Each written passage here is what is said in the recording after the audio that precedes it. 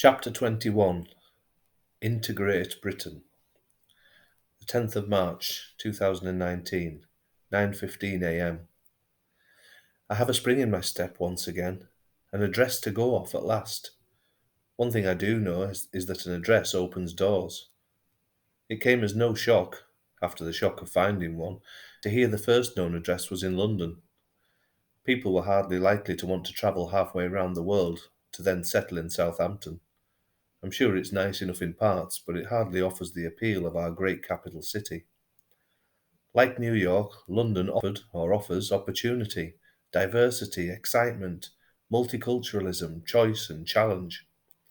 At least that's what it says on the tin. It also offers poverty, danger, crime, scams, schemes and swindles. Nothing much changes. From plague to parasites and gallows to gangsters, London's appeal is as much about its violent and questionable past as it is about its parks and palaces. So far, I've been safely ensconced in Zone 1, surrounded by picture postcard places of interest. To get beyond 1965, I'm going to have to get out of my comfort zone and go into their manors. Bethnal Green for a start. I've been to that neck of the woods a few times before, many moons ago, Mr. Diary.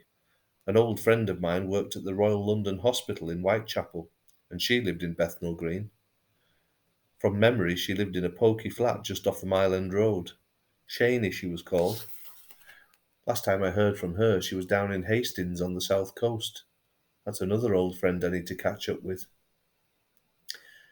Time tends to put an attractive sheen on places where you had happy memories, but even now I remember it being a hell of a dump. I doubt the last 10 years will have transformed it into some sort of inner-city utopia. A Google search of Winkley Street shows a mix of new and old, mainly old, buildings. They were built well before the 1960s. I'd guess the turn of the century, and number 4 is still standing. I would be pretty shocked to knock on the door and have Ernie answer, but one can hope. With an average house price of well over £300,000 in the area, it would suggest the slums have finally been swept away in this part of East London. I'm going to use this morning to do a bit of legwork around the area. I'll go and see the house and the surrounding area, then visit the library and seek out any local historian who may be able to help. Surprisingly, the internet revealed very little about the area, with most websites focusing on the rise and fall of the Docklands, or the exploits of Jack the Ripper and the Cray twins. Much of the East End, as was, has been razed to the ground. At least Winkley Street is still standing. That makes it much easier to find the names of previous owners. A bit like a used car, the name of those who inhabited the property or owned the deeds can be quite easy to trace.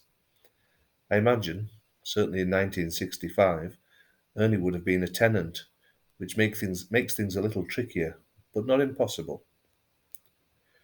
The British Library near King's Cross might be a good stop-off point after lunch, and then I can do the housing searches on the laptop this afternoon. I'm not complaining, but I sometimes wonder why so many people pay to have someone search a family history on their behalf. The process is quite straightforward, and once you have access to the necessary websites and archive links, the information is readily available. I suppose I provide the service to save them having to bother. What a lazy society we all live in. Also, years of being in the business has given me a list of contacts as long as my arm to help cut corners and access information I would otherwise be denied. Perks of the job, I suppose. I might just call on one or two of them later to speed up the process. You are coming with me, Mr. Diary. Let's see what we uncover today. I've already got Mum doing some digging for me. The Frankenbergs of London. She's well up for it. 11:30 a.m. The Common, Bakery and Cafe, Old Bethnal Green. Number 4, Winkley Street.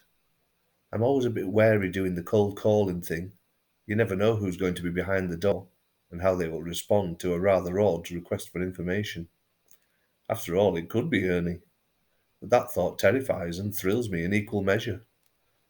On this occasion it wasn't Ernie, he was quite a friendly Polish chap. Alexei, he was called, who'd been living at the property as tenant since 2016. He was quite happy to give me the name and telephone number of his landlord too. Thank God it wasn't an emergency. They don't like to part with information as they think you're after stealing their business, and are also reluctant to pass on any message to their client. But I did find out the landlord's name was Yuri Vankin, a Russian. For a Pole to be at the mercy of a Russian was an irony not wasted on Alexei, and he spat, not unintentionally I'm sure, when he told me of his landlord's nationality. He told me he thought he had a few properties around Bethnal Green and that he was a useless landlord, but apart from that he had little to offer other than the telephone number.